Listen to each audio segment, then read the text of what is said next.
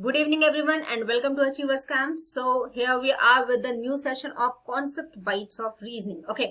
So आज के session में हमारे पास क्या है देखते हैं क्योंकि in the old sessions we have discussed logs right. तो टॉपिक तो आपका सेम ही चल रहा है बट हमारा जो मेन कंसर्न होता है दैट इज कि सब टॉपिक क्या होने वाला है राइट. तो चलिए देखते हैं कि आज का सब टॉपिक क्या रखा गया है. As you can see screen पे दिख रहा होगा आपको right. The subtopic is either or case. Okay. तो आज के सेशन में हम डिस्कस करने वाले हैं कि कब आप ऑप्शन में आइदर और मार्क करते हो right. In the previous sessions मैंने आपको बताया था कि किस तरीके से फ्रेम होता है आपका सिलॉक्स के क्वेश्चन का, है ना. ये हम ऑलरेडी डिस्कस कर चुके हैं कि आपको आपको दिया होता है, डायरेक्शंस दिए होते हैं राइट. एंड आफ्टर दैट आपके पास क्या होते हैं, ऑप्शंस होते हैं जिसमें 5 ऑप्शंस होते हैं आपके पास.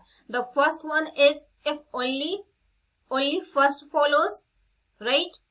ओनली फर्स्ट फॉलोज का ऑप्शन होता है. अगर 2 कंक्लूजन आपके पास गिवन थे और उसमें से केवल पहला कंक्लूजन फॉलो करता है तो फर्स्ट वन चूज करते हो. अगर केवल दूसरा फॉलो करता है तो क्या करते हो, ओनली सेकेंड फॉलोज को अपना आंसर मार्क करते हो राइट. अगर आपका दोनों ही ऐसा आ रहा हो जिसमें आपको समझ नहीं आ रहा है कि दोनों में से कौन फॉलो करेगा तो इन दैट केस आप क्या चूज करते हैं, आइदर और राइट. आइदर कंक्लूजन फर्स्ट और कंक्लूजन सेकंड फॉलोज. देखो मैं यहाँ पे शॉर्ट फॉर्म में लिख रही हूँ तो परेशान मत हो जाना, इस तरीके से नहीं आता, आपका पूरा लिखा होता है. ओके.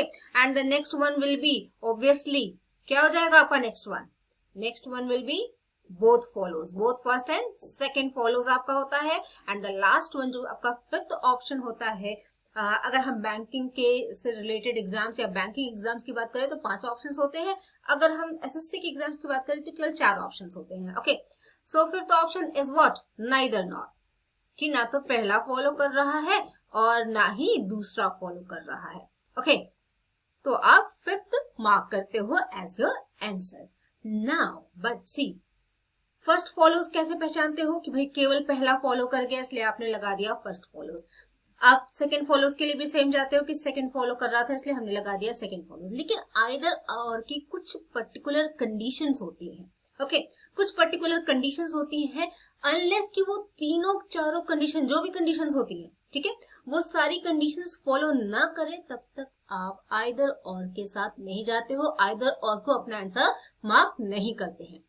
इन दैट केस अगर आइदर और को अपना आंसर मार्क नहीं करते हैं तो फिर मार्क किसे करेंगे, ऑब्वियसली ना नाइदर नॉर को मार्क करेंगे. ओके. समझेंगे इसे पूरी तरीके से, लेकिन सबसे पहले देखते हैं कि आइदर और को करने के लिए, आइदर और का ऑप्शन मार्क करने के लिए आपके पास वो कौन से रूल्स होते हैं, वो कौन सी कंडीशंस होती हैं जो कि मस्ट होती है फॉलो करना.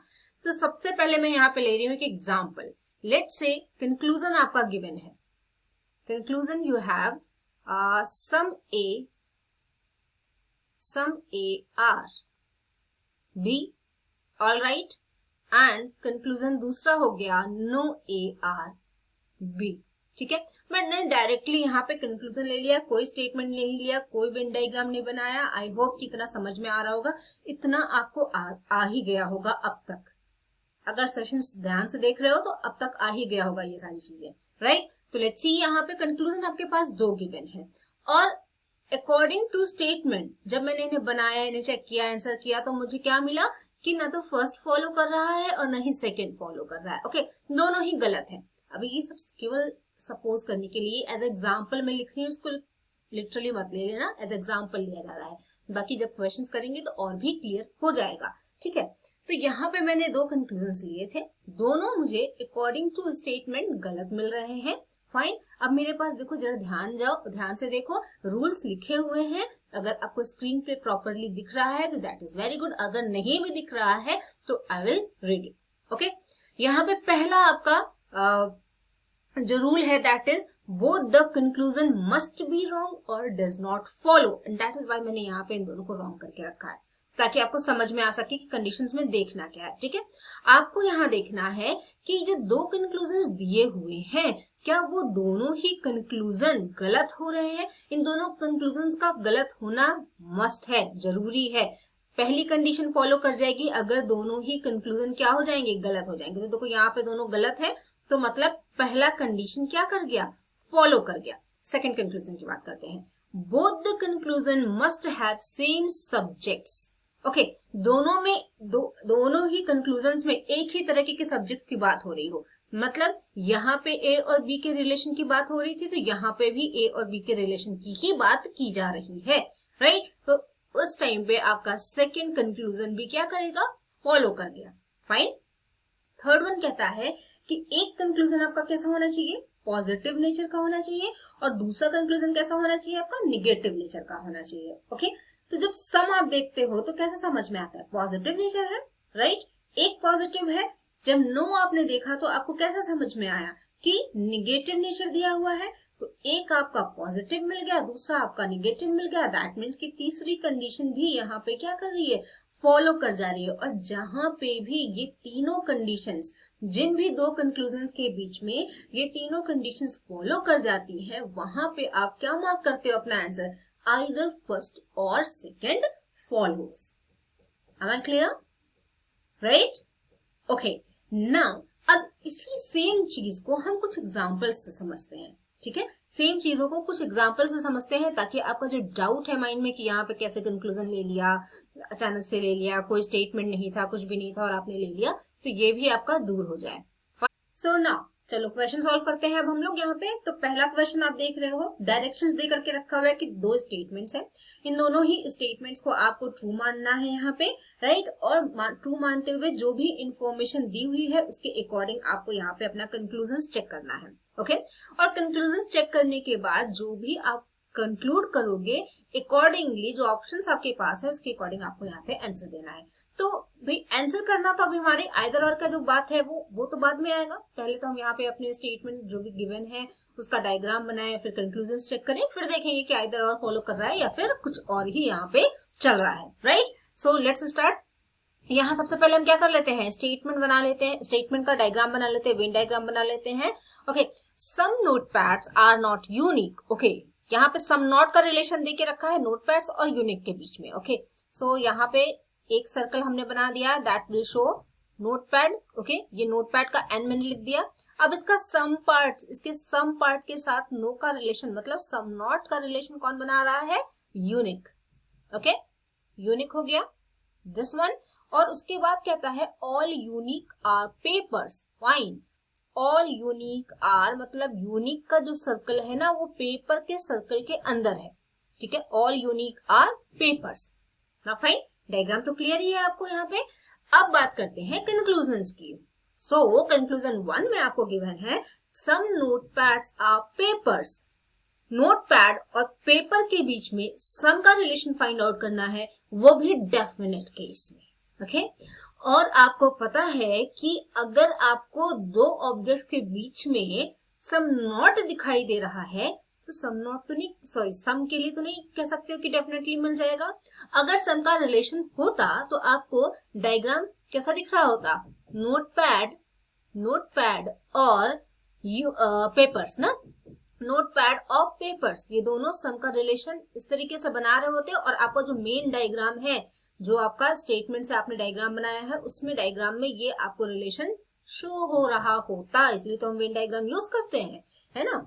तो यहाँ पे आपको गिवन था दोनों के बीच में सम नॉट का रिलेशन, लेकिन आपको पूछ रहा है सम का रिलेशन। सो आपके माइंड में क्या आएगा, डाउट आएगा। डाउट कैसा आएगा कि हो सकता है कि नोटपैड और पेपर के बीच में सम का रिलेशन हो सकता है। बट ये हो सकने वाली कंडीशन आप कहाँ लगाते हो, हमेशा पॉसिबिलिटी केस में लगाते हैं, है ना। और हमें यहाँ पे डेफिनेट बताना है, तो ऑब्वियसली आपको ये क्या हो गया, डाउटफुल सिचुएशन। और जैसे ही डाउटफुल सिचुएशन आए यू विल से कि भाई कंफर्मेशन तो हो नहीं रहा है, तो ये फॉलो नहीं कर रहा है, it will not follow, doesn't follow. Fine, second one check करते हैं। No paper is a notepad. Paper और नोटपैड के बीच में नो का रिलेशन। पेपर मतलब ये पूरा जो ये बाहर का सर्कल है ना, इससे नोटपैड का नो का रिलेशन होना चाहिए था। अब ध्यान देना यहाँ पे कि यूनिक के साथ नोटपैड क्या कर रहा था, सम नॉट बना रहा था। कहाँ से, नोटपैड से यूनिक का सम नॉट बन रहा था। पेपर से नोटपैड के लिए क्या स्टेटमेंट में कोई भी इंफॉर्मेशन, कोई भी रिलेशन की इंफॉर्मेशन गिवन है, नहीं है। और जब भी दो ऑब्जेक्ट के बीच में कोई पर्टिकुलर अगर आपसे पूछ रहा है रिलेशन और आपको इसकी इंफॉर्मेशन डायरेक्टली स्टेटमेंट में नहीं गिवन है या इनडायरेक्टली भी आप यहाँ पे नहीं बना पा रहे हो, तो उस कंडीशन में क्या कहते हो कि माइंड में डाउट है, डाउटफुल सिचुएशन क्रिएट हुई कि हो सकता है कि नोटपैड और पेपर के बीच में नो का रिलेशन बन जाए, लेकिन नो का रिलेशन बन जाए ही ऐसा आप यहाँ पे कंफर्म होकर के नहीं कह सकते हो, राइट? तो इन दैट केस अगेन हम क्या कहेंगे कि ये आपका फॉलो नहीं कर रहा है। एक तरीके से तो आप इस तरह से देख लो, दूसरा तरीका मैं आपको बता रही हूँ। देखो, नोटपैड और यूनिक के बीच में सम नॉट का रिलेशन दिया था, फाइन। नो का मतलब क्या होता है कि पेपर का पूरा पार्ट नोटपैड के साथ क्या कर रहा हो, नो का रिलेशन बना रहा हो, पूरा का पूरा मतलब 100% पार्ट, राइट? तो अब यहाँ देखो, ये जो पार्ट बाहर है इसका रिलेशन यूनिक के साथ दिया था, तो इसका रिलेशन समहाउ पेपर के साथ भी बन ही रहा था सम नॉट का, ठीक है। लेकिन सम नॉट का बन रहा था, आपको किसका चाहिए था, नो का चाहिए था दोनों के बीच में। और नो का तभी होता है जब पूरा का पूरा दोनों के बीच में क्या होता है, इस तरीके से दिख रहा होता है diagram. Let me show you, notepad और पेपर इस तरह से बना रहे होते, इनका जो आउटर सर्कल है ना उससे ये लाइन जुड़ी होती है और दोनों के बीच में नो का रिलेशन होता है, तब आप कहते हैं कि ये फॉलो कर जाएगा, अदरवाइज आप डेफिनेट केस में नहीं फॉलो नहीं कराएंगे। क्लियर? नाउ अब हमारे पास दोनों ही कंक्लूजन्स गलत हो गए। मेरे माइंड में तुरंत आया ऑप्शन डी, मैं देख रही हूँ, if neither first not second follows. लेकिन अब से ध्यान रखना, जब भी दोनों ही कंक्लूजन्स गलत हो जाएंगे तो आपको आइदर और भी चेक करना होगा। तो अगर हम अपने रूल्स पे जाएं तो पहला रूल क्या कहता था कि दोनों ही कंक्लूजन्स क्या होने चाहिए, फॉलो नहीं करने चाहिए, रॉन्ग होने चाहिए, राइट? रॉन्ग होने चाहिए, तो ये तो फॉलो कर गया, पहला कंडीशन फॉलो कर गया। देखना सेकंड कंडीशन क्या कहता था, दोनों में जो रिलेशन की बात की जा रही है उसके जो सब्जेक्ट्स है वो सेम होने चाहिए।